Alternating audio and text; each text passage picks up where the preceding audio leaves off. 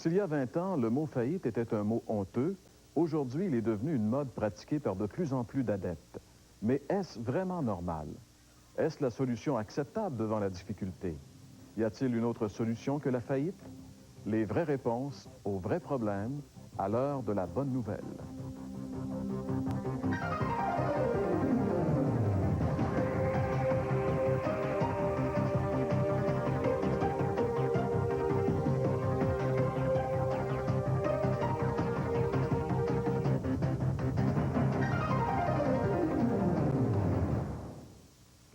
Bonjour et re-bienvenue à l'émission L'heure de la bonne nouvelle. C'est déjà la 10e et dernière émission de notre série 1999.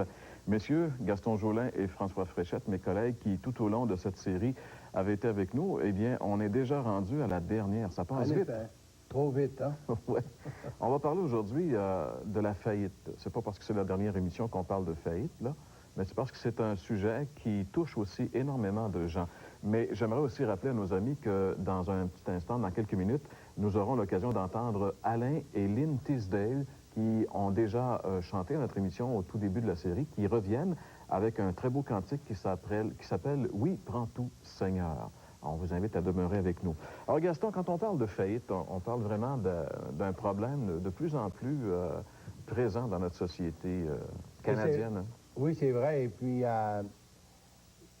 comme ça a été mentionné, là, les faillites sont devenues presque quelque chose de courant, une affaire courante aujourd'hui dans notre société, puis partout, un peu partout. Hein.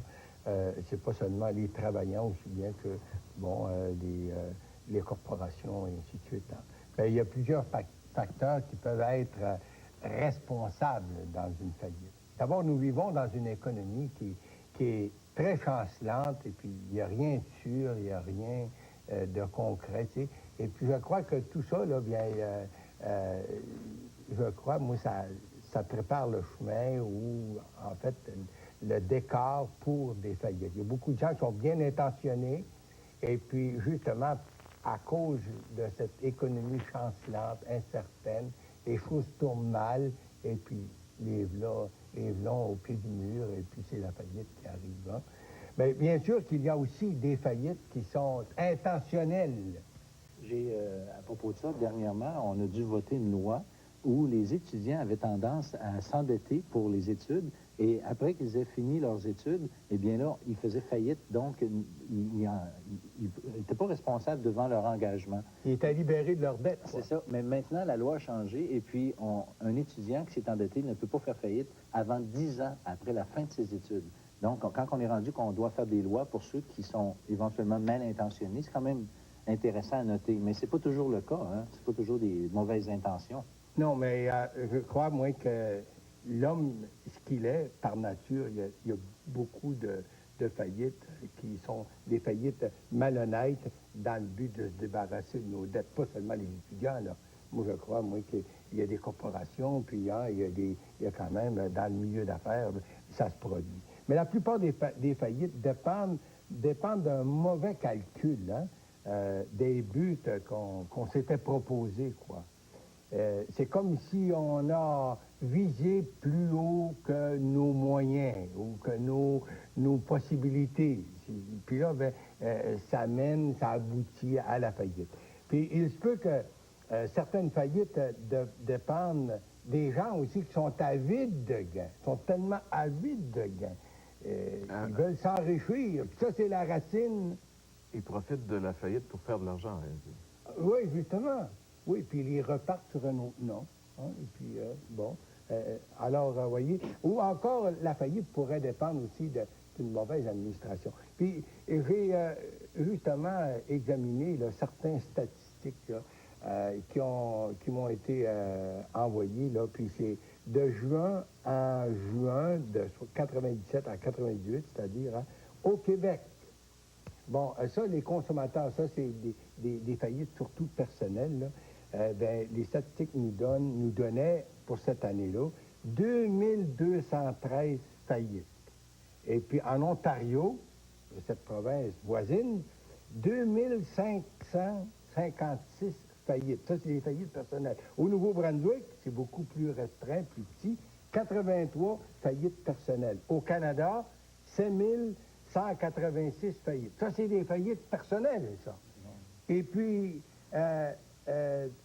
d'abord, sur le plan affaires, disons, d'incorporation, bien, le statistique nous donne 349 faillites par mois. Ça, c'est au Québec, ici, là. Puis ça fait un total de 2562 faillites dans l'année. Et puis, en Ontario, bien, 254 faillites dans un mois pour nous donner un total de 2810 faillites dans l'année. C'est beaucoup, ça. Au Nouveau-Brunswick, bien, c'est 19 faillites par mois pour un total de 100 faillites, 102 faillites dans l'année. Puis au Canada, 948 faillites, c'est beaucoup, ça. 948 faillites pour un total de 8134 faillites. C'est donc dire que finalement, chacune de ces faillites-là représente également, et lorsqu'on parle de faillite de corporation, on représente des familles qui perdent leur emploi et puis ça entraîne un tas de difficultés pour... Oui, puis des millions de dollars qui sont en cause. Qui sont en C'est ça, limite. moi, Mais malheureusement, mes chers amis, on n'a pas le temps d'aller plus loin avec les statistiques et ces choses-là, mais on va plutôt aller maintenant du côté de la Bible, à savoir, est-ce que la Bible parle de la faillite? Demeure avec nous, on en parle dans un instant. Vous aimeriez approfondir les réflexions proposées dans cette émission? L'heure de la bonne nouvelle vous offre gratuitement un exemplaire du Nouveau Testament, Bonne Nouvelle aujourd'hui, ainsi que 2 brochures des plus intéressantes, Réponse à vos questions et le Titanic. En plus, un calendrier de réflexion quotidienne. Pour recevoir le tout, écrivez-nous et faites-nous part de vos commentaires. L'heure de la bonne nouvelle, case postale D54 Sherbrooke, Québec, JEH 5L3. On parle de faillite, bien sûr, et lorsqu'on parle de faillite, par définition, le mot faillir, ça signifie manquer ce qu'on est en train d'entreprendre. Par définition également, faillir, c'est-à-dire c'est échouer finalement. Et ça parle d'échec. La faillite égale échec. Et c'est pour ça que lorsqu'on parle de faillite, on parle toujours de quelque chose qui est un peu honteux, parce que finalement, lorsqu'on faillit, c'est que malgré tous les efforts qu'on a investis, on est obligé de réaliser que finalement, on a complètement échoué. Parce que souvent, lorsqu'on parle de faillite, on pense immédiatement à faillite monétaire. On a parlé tantôt, Gaston, avec les statistiques là, de ces différentes faillites personnelles ou des faillites corporatives, mais c'est toujours au niveau monétaire. Mais faillir, c'est beaucoup plus grand que ça. C'est un éventail. Ça touche énormément de choses. On pourrait parler, par exemple, des faillites professionnelles, des gens qui, par exemple, dans leur propre profession, ont failli lamentablement, n'ont pas été à la hauteur des standards, n'ont pas été à la hauteur de ce qu'on pouvait attendre d'eux. On pourrait parler de faillite familiale. Aujourd'hui, les familles qui éclatent, par exemple. Ouais. Une famille arrêtée, c'est un projet. On se donne un projet et on veut faire quelque chose. Et puis, très souvent, on n'arrive pas à terme. Ça éclate. Oui. C'est la faillite familiale. Oui, puis la faillite familiale, hein, c'est le cœur même de la société. C'est qu'est-ce qu'il y a de plus sacré. Et puis, justement, malheureusement, aujourd'hui, hein, que de faillites dans les foyers se produisent, hein, où vraiment les parents et puis les enfants, en fait, là, ils savent tout se tourner, et ainsi de suite. C'est vraiment un sérieux problème. Hein? Mais c'est non seulement un sérieux problème, mais il y en a là, qui vont jusqu'au suicide. J'ai entendu, puis plusieurs d'entre nous probablement aussi, des histoires de personnes qui, suite à une faillite souvent monétaire ou carrément, comme on dit, familiale, etc., finissent par s'enlever la vie.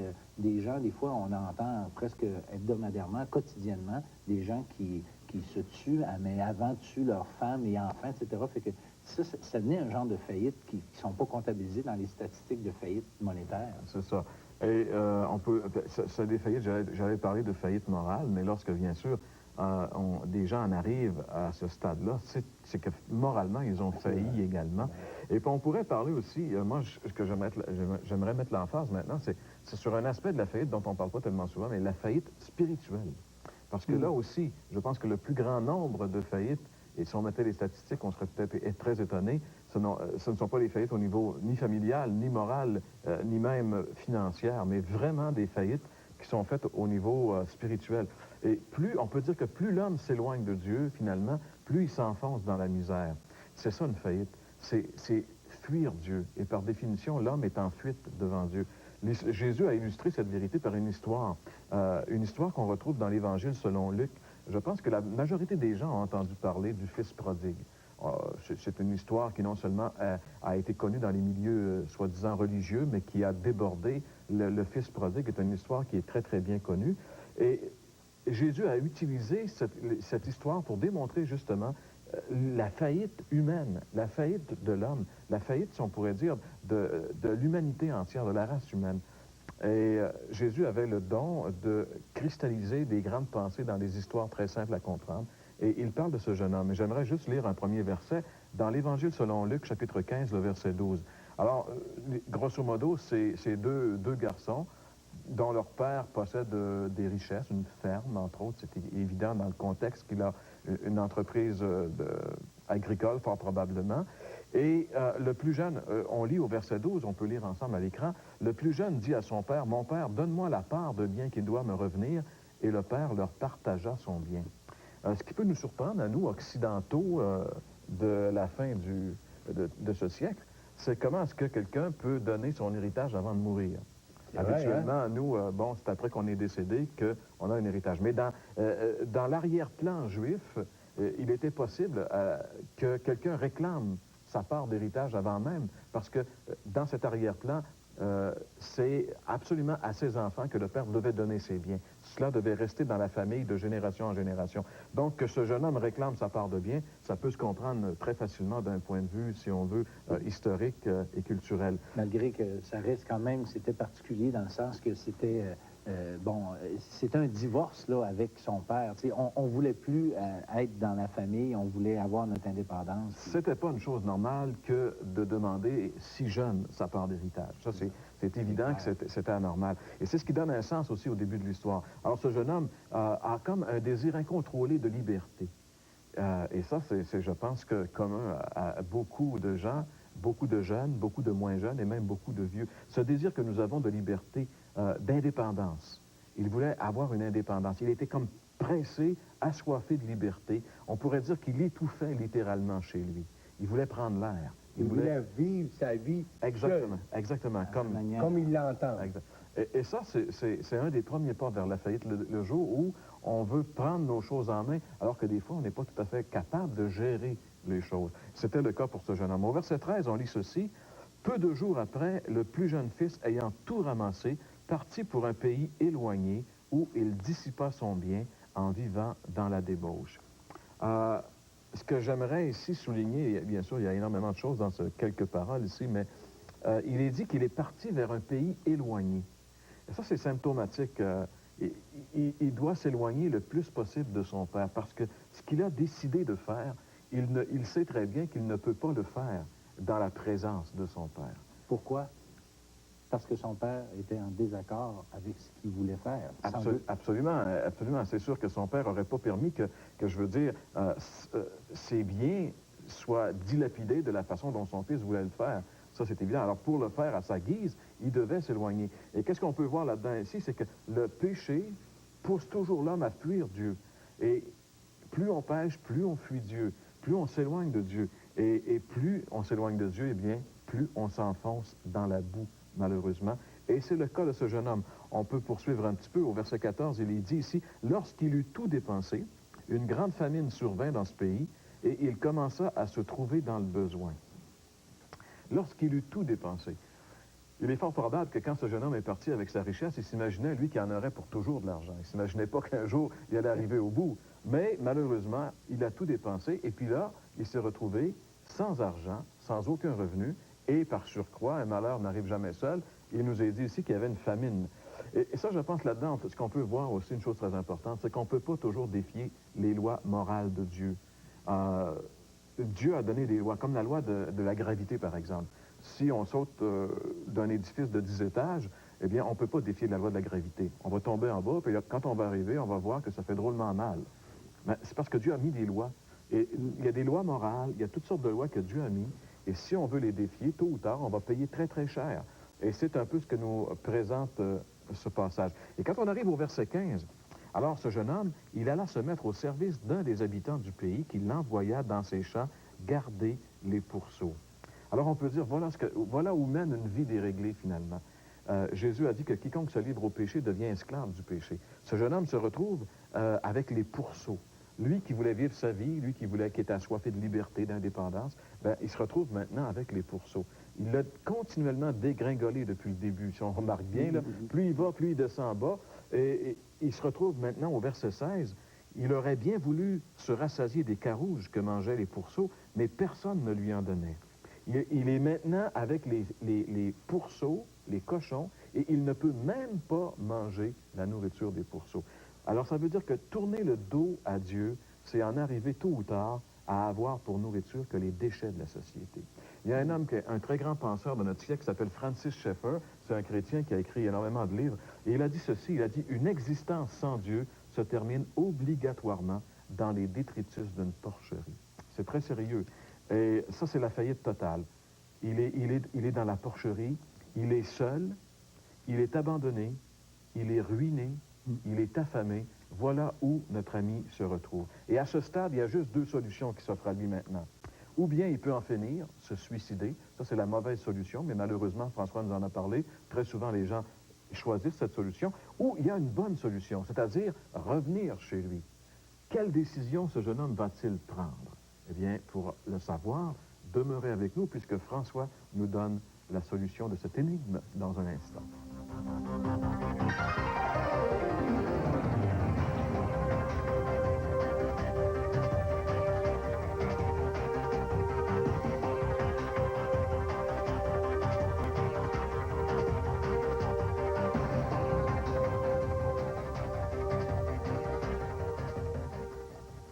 En plus d'être une belle image de la faillite, l'histoire de ce jeune homme prodigue illustre le thème de notre série, les vraies réponses aux vrais problèmes.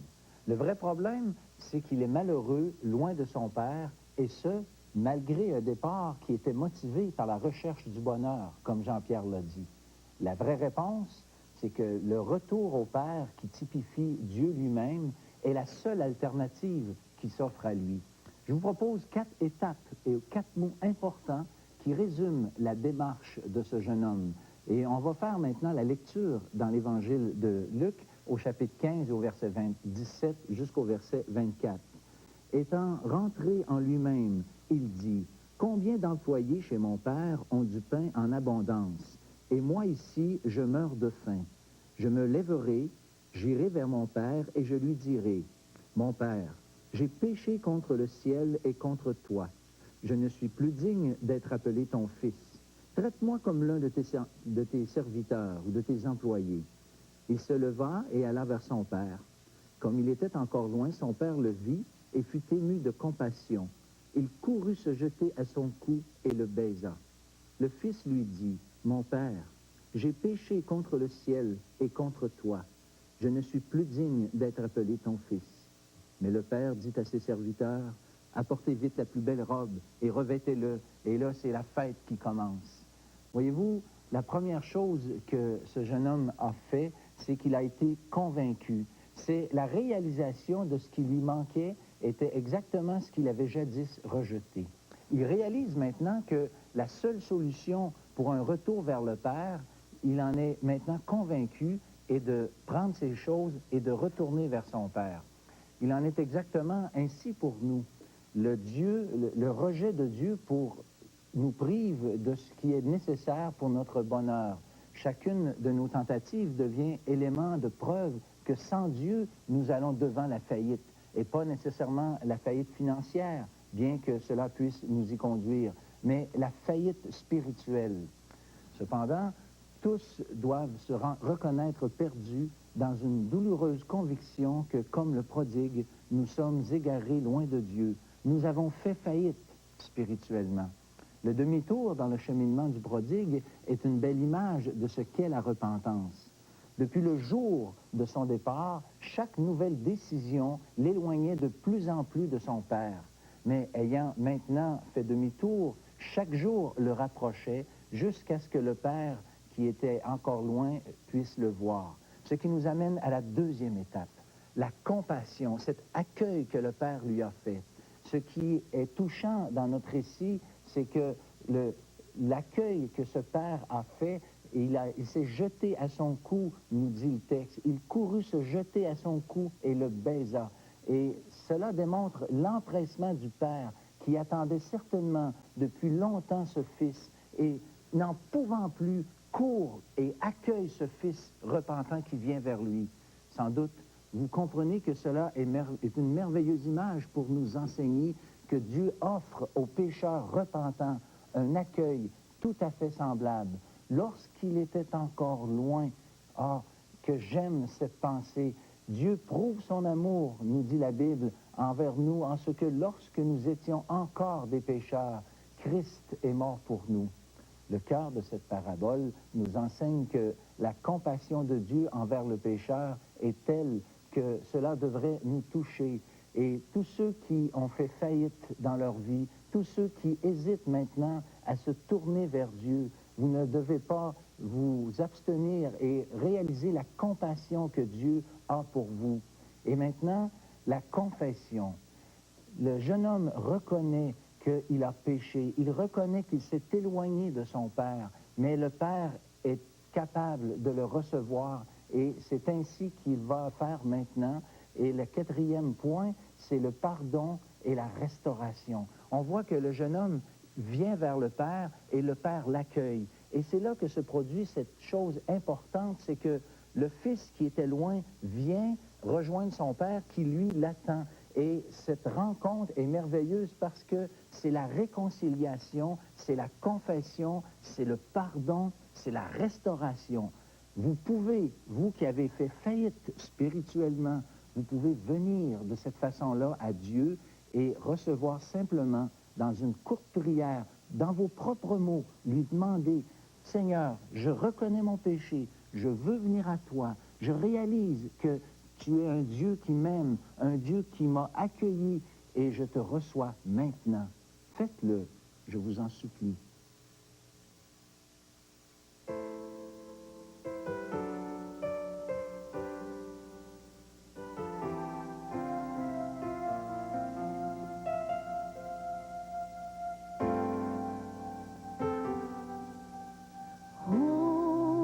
Entre peines, j'abandonne